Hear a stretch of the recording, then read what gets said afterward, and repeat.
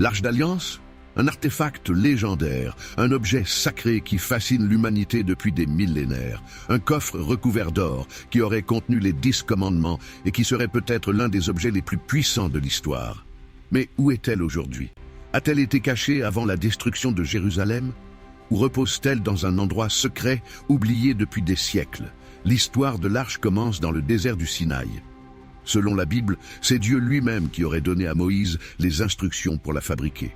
Un coffre en bois d'acacia, revêtement d'or pur, avec 2 chérubins majestueux sculptés sur le couvercle. Mais ce n'était pas un simple coffre.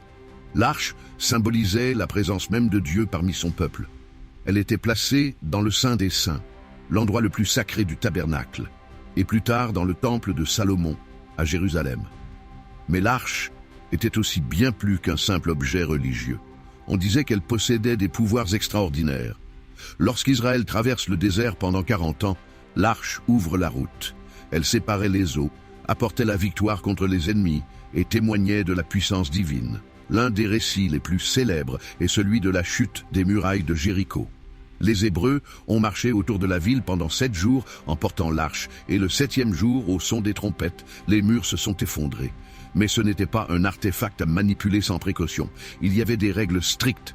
Seul le grand prêtre pouvait s'en approcher et personne ne devait la toucher sous peine de mort.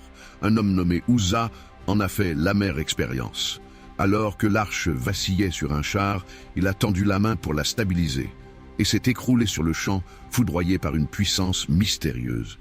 L'arche était tellement puissante que même les ennemis d'Israël s'en sont méfiés. À une époque, elle a été capturée par les Philistins. Mais au lieu de leur apporter la victoire, elle a semé la désolation. Maladie, fléau, chaos. Finalement, les Philistins ont décidé de s'en débarrasser et de la rendre aux Hébreux. Mais le plus grand mystère autour de l'arche, c'est sa disparition. En 586, avant Jésus-Christ, le temple de Salomon est détruit par les Babyloniens, et à partir de là, plus aucune trace.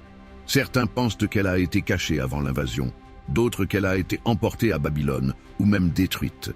Depuis, les hypothèses se multiplient. Certains affirment qu'elle se trouve en Éthiopie, dans la chapelle de l'église Sainte-Marie de Sion, gardée par des prêtres qui refusent de la montrer au monde. D'autres croient qu'elle repose sous le mont du Temple à Jérusalem, cachée dans un réseau de tunnels souterrains.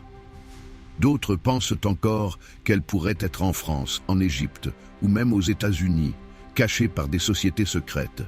Alors, l'Arche d'Alliance est-elle un simple mythe ou bien dort-elle quelque part, attendant d'être redécouverte? Une chose est sûre, son histoire n'a pas fini de nous fasciner. Et tant qu'elle ne sera pas retrouvée, le mystère restera entier.